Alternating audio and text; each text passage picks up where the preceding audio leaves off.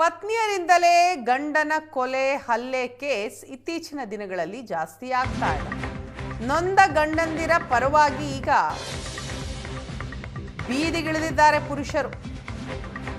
Stop killing men's ಅಂತ ಸ್ಲೋಗನ್ನ ಅಡಿ ಪ್ರತಿಭಟನೆ ನಡೀತಾ ಇದೆ. ಫ್ರೀಡಂ ಪಾರ್ಕ್ನಲ್ಲಿ ಕೈಗೆ ಕೋಳ ಹಾಕಿಕೊಂಡು ಪ್ರೊಟೆಸ್ಟ್ ಮಾಡ್ತಿದ್ದಾರೆ.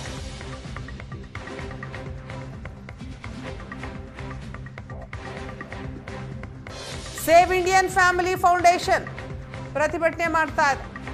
ಎಲ್ಲ ಮಹಿಳಾ ಅಪರಾಧಿಗಳಿಗೆ ಶಿಕ್ಷೆ ನೀಡಿ ಅಂತ ಒತ್ತಾಯ ಮಾಡ್ತಾ ಇದ್ದಾರೆ. ಮಹಿಳೆಯರಿಂದ ಪುರುಷರಿಗೆ ಮಾನಸಿಕ ಹಿಂಸೆ ಆಗ್ತಾ ಇದೆ ಅಂತ ಆರೋಪ ಮಾಡ್ತಾರೆ. ಮಹಿಳೆಯರಿಂದ ಪುರುಷರಿಗೆ ಆತ್ಮಹತ್ಯೆಗೆ ಪ್ರಚೋದನೆ ಆಗ್ತಾ ಇದೆ. ಕಾನೂನಿನ ತಾರತಮ್ಯ ಕೊನೆಗೊಳಿಸಿ ಅಂತ ಪುರುಷರು ಆಗ್ರಹಿಸಿದ್ದಾರೆ. ಹೆಚ್ಚುತ್ತಾ ಇವೆ ಪತ್ನಿಯರಿಂದಲೇ ಗಂಡನ ಕೊಲೆ ಹಲ್ಲೆ ಕೇಸ್. ಅದಕ್ಕಾಗಿ ಫ್ರೀಡಂ ಪಾರ್ಕ್ನಲ್ಲಿ ಸ್ಟಾಪ್ ಕಿಲ್ಲಿಂಗ್ ಮೆನ್ಸ್ ಅಂತ ಸ್ಲೋಗನ್ನ ಅಡಿಯಲ್ಲಿ ಪ್ರತಿಭಟನೆ ಆಗ್ತಾ ಇದೆ. ಕಾನೂನಿನಲ್ಲಿ ತಾರತಮ್ಯ ಕೊನೆಗೊಳಿಸಿ ಅಂತ ಪುರುಷರು ಆಗ್ರಹಿಸಿದ್ದಾರೆ. ನೋಡಿ, ಇಂಡಿಯಾದಲ್ಲಿ ಇವಾಗ ನ್ಯಾಷನಲ್ ಕ್ರೈಸಿಸ್ ಆಗಿರೋದೇ ಮೇಲ್ ಜಿನೋಸೈಡ್.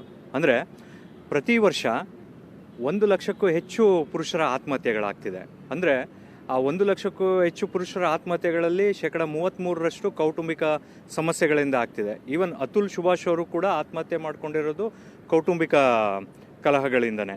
ಸೊ ಇದನ್ನು ತಡೆಗಟ್ಟೋ ನಿಟ್ಟಿನಲ್ಲಿ ಸರ್ಕಾರ ಆಗಲಿ ಅಥವಾ ಜುಡಿಷಿಯರಿನಲ್ಲಾಗಲಿ ಯಾವುದೇ ರಿಫಾರ್ಮ್ಸ್ಗಳು ಆಗ್ತಿಲ್ಲ. ಈವನ್ ಅತುಲ್ ಸುಭಾಷ್ ಅವರು ತಮ್ಮ ಡೈಯಿಂಗ್ ಡಿಕ್ಲರೇಷನಲ್ಲೂ ಕೂಡ ಹೇಳಿದ್ದಾರೆ ಏನು ರಿಫಾರ್ಮ್ಸ್ ಆಗಬೇಕು, ಯಾವ ರೀತಿ ಆಗಬೇಕು ಅಂತ. ಸೊ ಅದನ್ನು ನಾವು ಡಿಮ್ಯಾಂಡ್ ಮಾಡ್ತಾ ಇದ್ವಿ. ಈವನ್ ಅವರು ಅದನ್ನು ರಾಷ್ಟ್ರಪತಿಗಳಿಗೂ ಕೂಡ ಇಮೇಲ್ ಮಾಡಿದ್ದಾರೆ, ಏನು ರಿಫಾರ್ಮ್ಸ್ ಆಗಬೇಕು.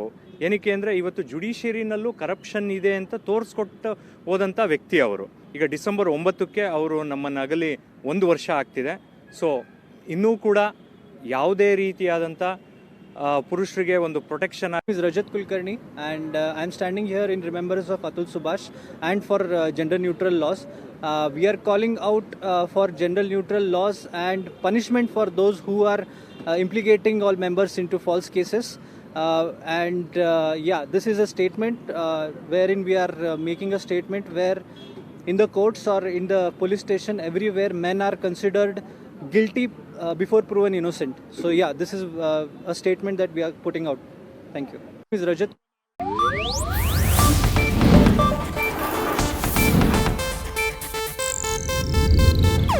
ಇದು ಏಷ್ಯಾನೆಟ್ ನ್ಯೂಸ್ ನೆಟ್ವರ್ಕ್ ಪ್ರಸ್ತುತಿ.